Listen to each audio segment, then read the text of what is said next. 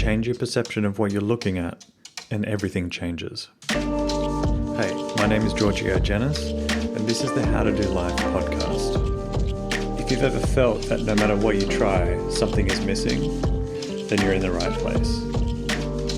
My aim with this podcast is to begin filling in those blanks for you. So open your mind and get ready, because I'm about to show you an entirely different way to look at your life. And once you've seen it, you can't unsee it. So let's get started. Welcome to another episode of the podcast. Now, in this episode, I want to talk about making commitments and sticking with them.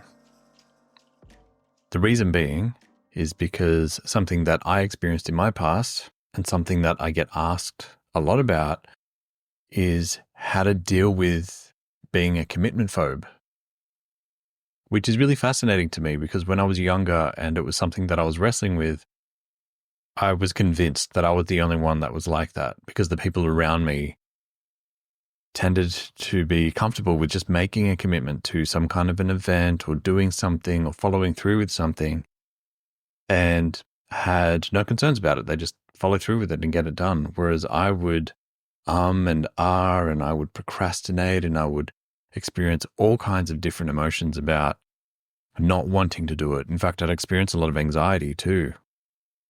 And when I noticed these differences between myself and other people, I really thought that there was something wrong with me, but then also that I was the only one that was like that because I didn't come across anybody else that had issues with making commitments.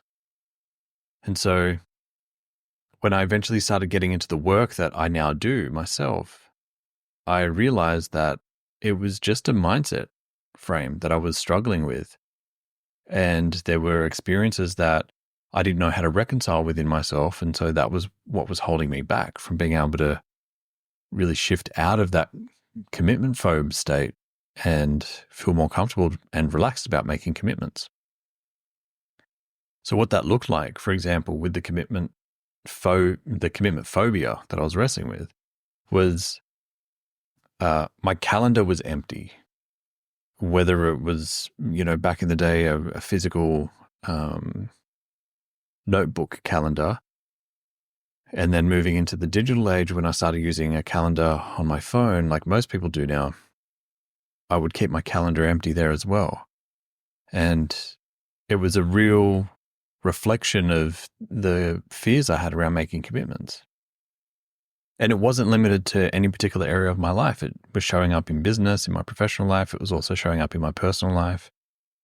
And it almost felt like the moment I add something to the calendar, something became a concrete commitment that I couldn't get out of. And it felt like a trap. And so I wouldn't put it in the calendar because then it wasn't real. It wasn't this concrete thing that I had committed to that involved other people, which is really fascinating as a psychological avoidance that I was using when in reality, that wasn't actually changing the commitment in any way, not in any material way.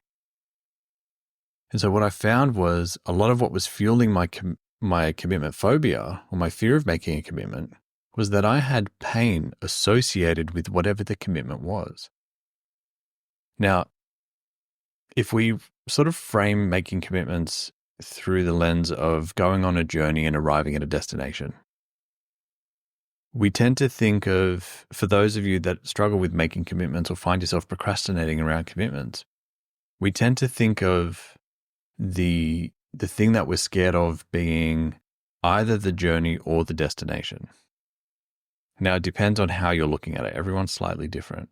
But what's really interesting is inevitably, whichever of the two that you're anxious about, whether it's the destination of the event or what needs to be done to the lead up to the event, being the journey, one of those two you have associated pain with.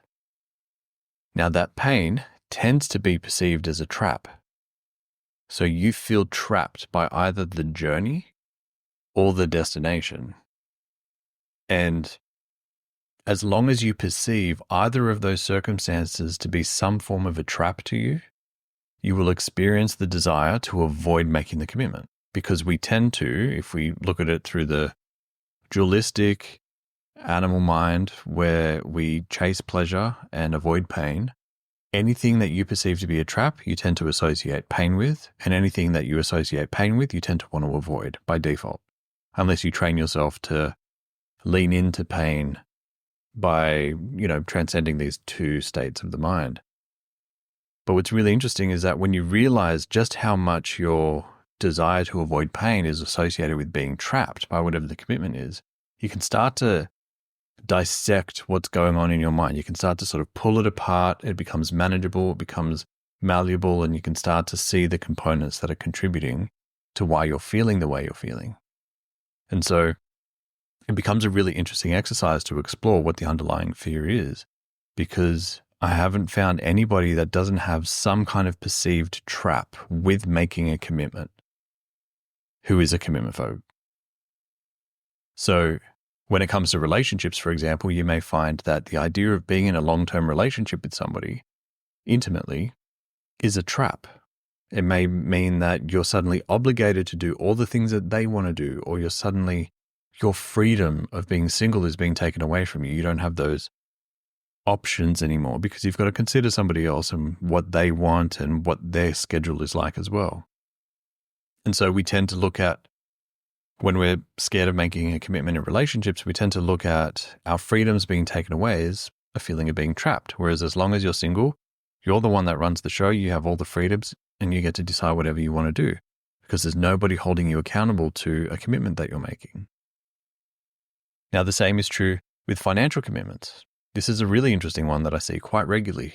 Whenever I'm tackling money mindset or financial strategies with people, not that I'm a financial services professional, but it inevitably comes up in the sessions where people are wrestling with something financial in their lives.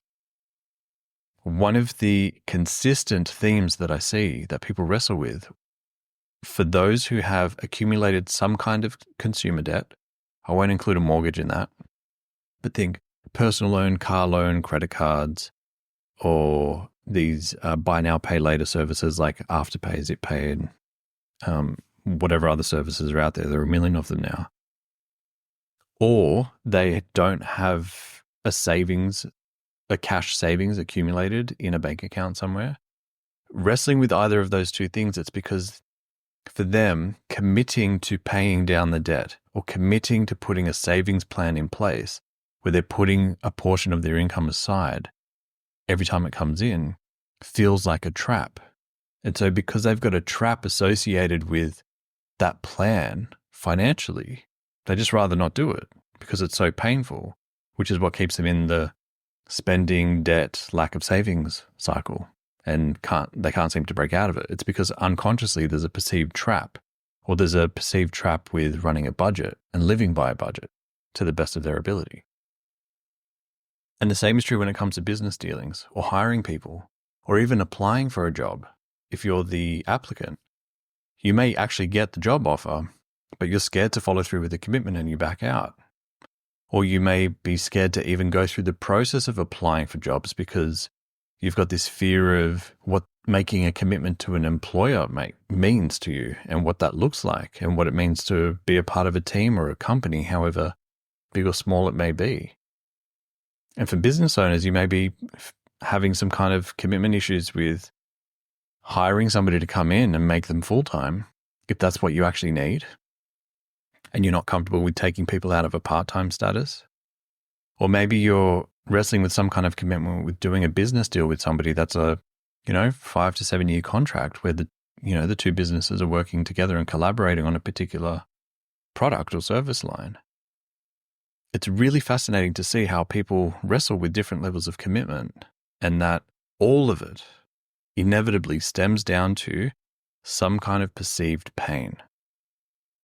And when you realize that there's an unconscious pain there that's trying to be avoided, and consciously the best thing to do is to overcome the fear of the commitment, then suddenly you've got these tools of like, okay, I can actually start to pull out or draw out what this unconscious fear is, inspect it, and get a better understanding of it.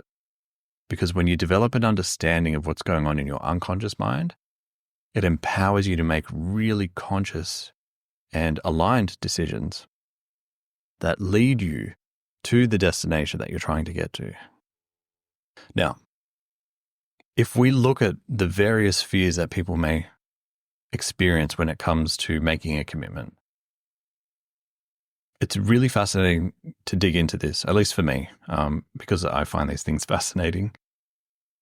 But what's interesting is when you stop and think about it, and I want you to do this if you're someone who struggles with making commitments, is ask yourself, use a recent example if it helps you, or use a current example if there's one that you're struggling with, and ask yourself, if you were to make a commitment in this situation, or with these people, or with this person, what does your imagination tell you will happen if you make that commitment? Now, it's probably going to be something negative, something painful. And so I want you to explore that. Don't avoid it. Don't resist what that pain is. Just let it come up, because I want you to become consciously aware of it. What's the story that your unconscious mind is holding on to that is telling you, this will happen if I commit? And you'll find that there's probably a really interesting narrative in there.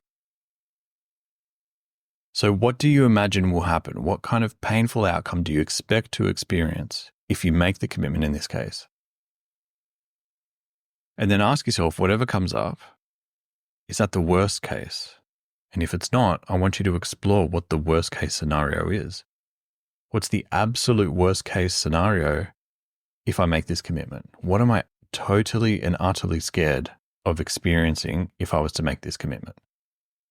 And you'll find it'll be something like someone's going to intimidate you. You've got to be in the presence of someone intimidating. Or someone's going to criticize you. Or you're going to deal with some kind of rejection. Someone's going to put you down or belittle you, or maybe even humiliate you. Or it could be that a group of people will humiliate you and criticize you. Or maybe you'll be ostracized and kicked out of some kind of group or family unit or business. Whatever it may be, you're perceiving some kind of negative outcome that typically involves other people, but it doesn't have to. And so you really want to fish that out. It may take you a few minutes. It may take you 20 minutes to really be honest with yourself and draw that out. But once you pull it, you'll know it. You'll know you've hit whatever this unconscious thing is that you're struggling with. Another one, I'll give you a really quick example that has just come to mind, which is when it comes to giving up a habit of some kind. So giving up spending in a certain way, giving up vaping or smoking or gambling or drinking or, illegal drugs, whatever it may be. The conversations that I've had with people over the years is they struggle with the idea of actually giving it up, but they know it's the best thing for them and for their health, and they can't quite reconcile the two. What I found inevitably is that it's because they perceive that letting go of whatever it is, whatever that behavior is, whatever that habit or substance or external source of whatever it is, whatever that is that they're scared of letting go of, they perceive being without that as some kind of painful experience or trap. So they've associated pain or negativity with the idea of not having it. So inevitably the unconscious mind is like, well, we're going to hold on to that, no matter how much you consciously try to let go of it. So if that's the case for you, explore that too. What's the worst case scenario if you let it go? And be honest with yourself. And you'll find that it's going to bring up the thing that you're trying to avoid, the pain you're trying to avoid by holding on to it. Now, it's important for you to really explore what these unconscious fears are, because you can't change anything unless you can see it. I find myself saying this a lot. You cannot change it if you cannot see it. When something is unconscious, by definition, it is in your unconscious. You are not consciously aware of whatever it is. And so you want to spend time making the unconscious conscious. And by doing so, you're shedding light on the dark corners of your mind. And by doing so, you then enable yourself to feel this general sense of empowerment that you can actually do something with these experiences. You can do something with these emotions, do something with these beliefs. And then by having conscious awareness and light on whatever the issue is, you suddenly feel more empowered. Like, okay, I know what's going on. It's not just sort of some puppet master sitting in the back of my mind, pulling on all these different strings, making me feel certain ways and behave in certain ways. It's actually me. Just couldn't see what part of me was actually influencing that. I also want to address something really quickly too, is that sometimes there can be what's known as secondary anxiety. Now, secondary anxiety is essentially, if you're somebody who's experienced anxiety or panic attacks, you can actually develop anxiety about having anxiety or panic. This was something I went through years ago when I was dealing with a lot of anxiety and I was having panic attacks.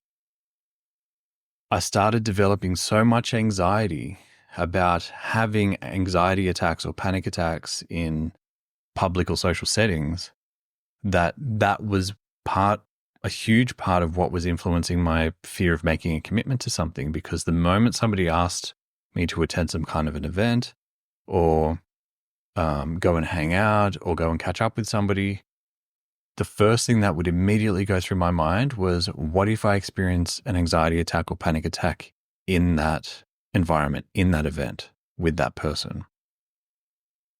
And for those of you that have experienced anxiety attacks and panic attacks, they're not pleasant. They're not necessarily something you want to experience generally, and certainly not out in public, because that can feel really scary and humiliating. And so what had happened was I developed this secondary anxiety that, okay, well, what if I get I'm getting anxious about anxiety? And it would start to influence my decision. So I stopped making commitments because, especially well ahead of time, because I was worried that I kind of felt like a ticking time bomb from an anxiety standpoint. And who knows, like one day it's just going to go off and I'm going to have to wrestle with it and it's going to affect the event. And so I wouldn't make a commitment and I would say things like, can I let you know? Or I'll let you know closer to the date. And sometimes I would wait right up until the very last minute to decide. And it was a bit of a coin toss. It was like 50-50. I'd either say, yeah, okay, I woke up feeling good. I feel like today's going to be a fine day. I won't experience anxiety. Let's go to this event. And in other settings, I would wake up on the day and be like, there's no way I'm doing this. Like I don't feel like I can handle it. And maybe because I had experienced anxiety in the lead up to the event, knowing that it was coming, that I would just stay away from it. And ironically, back then I was dealing with a lot of IBS issues, so a lot of digestive challenges, which would make me very nervous about whether or not I'd need a bathroom. And so I developed secondary anxiety about that, which would influence whether or not I'd show up to events. And the IBS, ironically, was just a symptom and side effect of the anxiety. We tend to need to go to the bathroom when we're feeling very anxious and dealing with a lot of cortisol, which is how our body deals with it and processes it out of the body. And because I wasn't actually able to get to the core of the underlying anxiety that was creating the cortisol, that was disturbing my gut, which was creating a secondary anxiety, it was easy for me to just wait until the day, and I'd be very selective about the foods that I ate because I felt very sensitive to different types of foods and I didn't want that to disturb my gut, which would create anxiety while I was at an event. And it was just incredibly layered. There'd be secondary, tertiary anxieties that I'd be wrestling with at the time. So for me, it was just easier to not make a commitment. And so by working through and drawing out these unconscious fears of what I was anxious of, it was actually helping me become consciously aware of why making a commitment was such a difficulty for me. Now, I want to fast forward before I give you some insight as to how to shift this. Today, I live by my calendar. I can't imagine functioning in my day-to-day life without my calendar. And I've got it on my phone, I've got it on my computer, it's all online, it's in the cloud. But I can't imagine doing it. Everything goes into my calendar. And the reason for that is there's so many different things that are going on. Coaching sessions, group coaching calls, interviews, meetings, personal gatherings, personal events, appointments and sessions and all kinds of stuff that I've got to manage. It all goes in the calendar because I need the calendar to remember those things so I don't have to. And so I can't imagine doing that. And so I try to make commitments well ahead of time. Way ahead of time. And that is very unlike the way I used to be. And it's not out of anxiety. I'm not scared that if I don't make the commitment now, something will fall through. It just makes things feel managed and structured. Otherwise, I could lose total track of time and where I need to be and what my commitments are. So the first thing I can check, if someone asks, are you available at this time on this day? I can pull out my calendar and say, Yeah, definitely. And not double book myself, which I know a lot of people do. And I have a feeling that's because they're concerned about commitments and they're not putting it in their calendars or managing it from a time standpoint.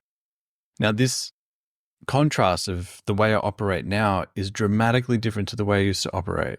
It's like two different people, and it's kind of strange to the people around me that knew me back then who know me now and the way I operate, because it's so very different.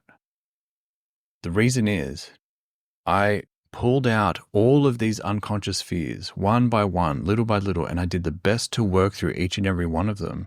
So I was no longer concerned about making a commitment, because I knew that the life that I was trying to create for myself in all areas of my life, in my profession, in my business, in my finances, in my relationship with my wife and my daughter, my relationship with my family, it required being comfortable with making commitments. Otherwise, if you don't stick with something long enough, if you're not committed to something long enough, you're not going to get enough traction in anything to see a result and to see a significant outcome.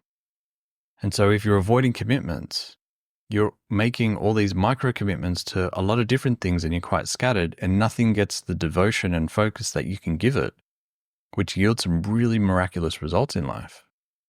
Just think of the compound effect when it comes to finance and building a savings account.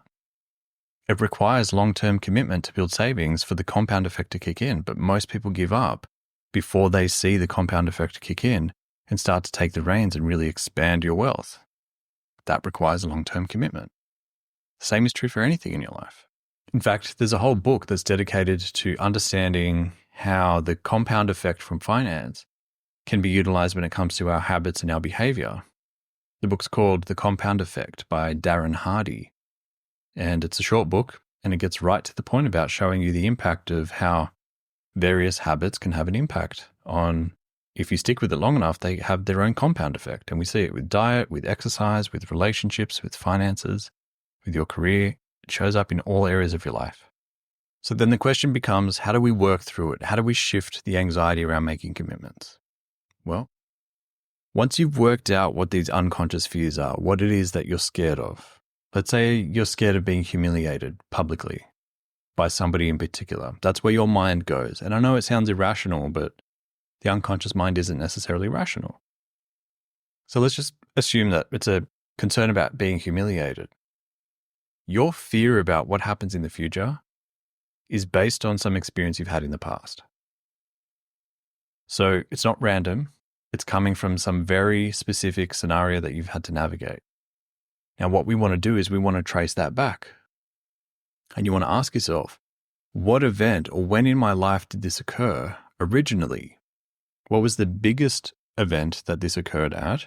Or what is the most recent or the earliest event where I was experiencing some version of humiliation?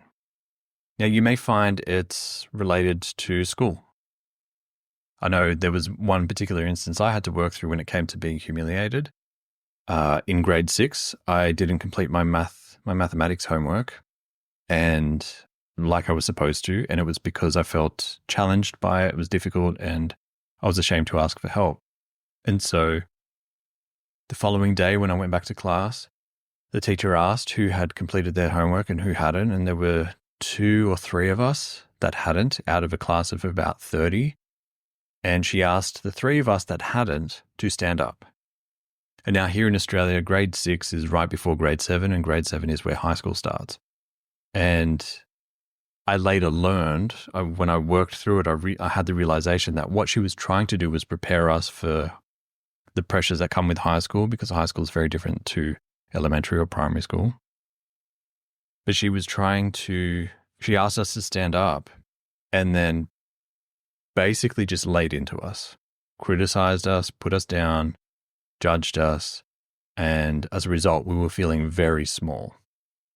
And the reason why it had especially affected me was because I felt like I had a really strong relationship with that teacher. She was very much supportive of me and felt like I was doing a great job. I wasn't a teacher's pet by any means, but I just felt like I was doing well at that point in school, when school was quite a struggle for me. And what was really interesting for me was my memory was she kept looking at me while she was delivering the criticisms and putting us down. She wasn't looking at the three of us, but it felt like she kept targeting me. And so I had to work through that. And then I realized what she was trying to do was prepare us for high school, saying, it's not going to be so easy in high school. You're not going to get away with not doing your homework and not getting your accountability done. You've actually got to get things done. And so that was something that I was internalizing, but I remember feeling a lot of anxiety to the point where it kind of felt like the floor was moving under me.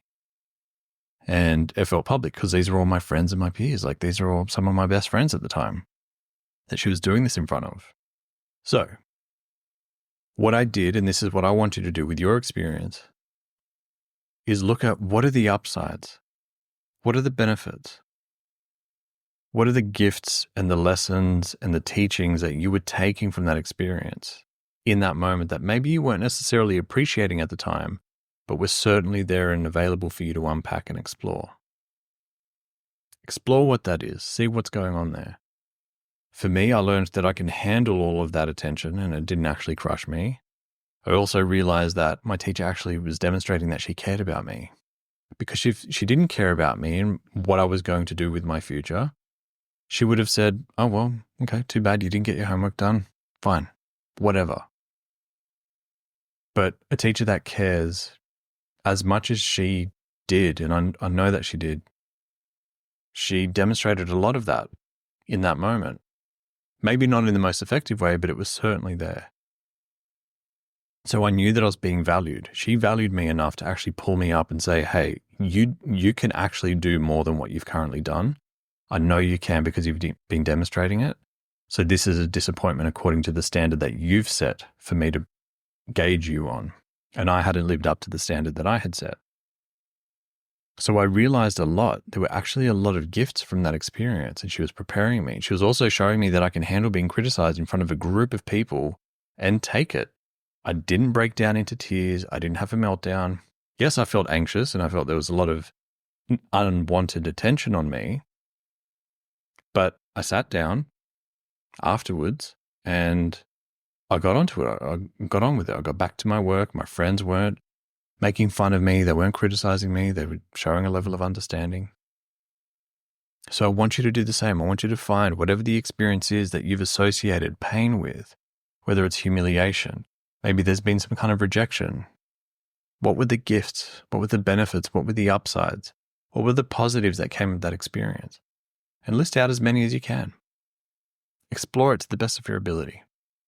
And the reason I suggest this is because, like all of what I share, is we tend to perceive painful experiences as only being negative with no positive. I'm not trying to get you to swing the pendulum in the other way. I don't want you to go all the way into all positives and no negatives. There were certainly negatives in that experience. So we want to bring it back into the center, right? That center point is actually really important. So by getting back into that center, what happens is you start to experience a sense of gratitude for the fact that it was both equally supportive but also challenging. It was helping you. And when you realize an experience that you once judged as painful or hurtful was actually helping you and was a gift, it becomes difficult for you to experience pain and fear about it. And then what happens is if you don't have pain associated with this past experience, you no longer have a fear of it happening again in the future. So do this exercise. Extract what these fears are, trace them back to where you had a heavily emotionally charged experience somewhere in your past, and then start looking at the upsides. What were the benefits and the upsides? That will start to transform your view on that experience and will make you feel less scared about making a commitment in the future because you won't have that pain associated with the commitment anymore. Now, for bonus points, this would also help, is you can actually go back and look for moments that you perceived that you made a commitment and it became painful, that committing to someone or some event actually led to some kind of pain. So you want to look for the upsides and the benefits of that experience too. What was the upsides of you making that commitment? Not what were the upsides of the pain, but what were the upsides of making that commitment? What were the upsides that you gained from it? And be specific. If there was a specific event and it led to some kind of business opportunity because you made that commitment, and that business opportunity turned into revenue or some relationship or something that was important to you, list that out. Look at the upsides of it. And the reason I want you to do that is because that'll help you start to break down and take some of the negative association away from making a commitment and start associating some positives with making commitments. And by doing so, you're bringing the scales back into balance and you start seeing things more objectively. And what that, again, allows you to do is make commitments moving forward without experiencing so much fear. So I encourage you to do this. You'll be surprised at how powerful it can be. It sounds really simple and you might be doing it in your head while you're listening, but take the time to sit down, spend 30 minutes, do the exercise, explore it. Because I know that if you actually do the work, you will get the benefits of doing the work. Sitting here and intellectualizing it with me while you're listening to me, it doesn't do the same thing as actually sitting down and doing the work. So if you're committed, ironically, if you're committed to overcoming your fear of making a commitment, do the work. And I promise you it will pay dividends. The things that you want to create for yourself, the things that you deserve in all areas of your life are on the other side of making significant commitments to yourself and to other people. So go and do it. Go do amazing work. Because I promise you, you'll get the benefits of doing so, of making that commitment and following all the way through to it. Anyway, that's my spiel on commitment phobia and finding a way to reinvigorate our desire and our ability to make commitments. I promise you'll start to see some really cool results in your life. I hope you got some value from this episode. Thank you for tuning in. Thanks for listening or watching. Please make sure you take the time to leave a review because it's a significant vote of confidence to others that are coming across the podcast. And you're essentially saying to them, invest some time in the podcast, you'll get something valuable from it. So thank you for being here. I appreciate you. Sending you a lot of love. I'm Giorgio. See you in the next episode.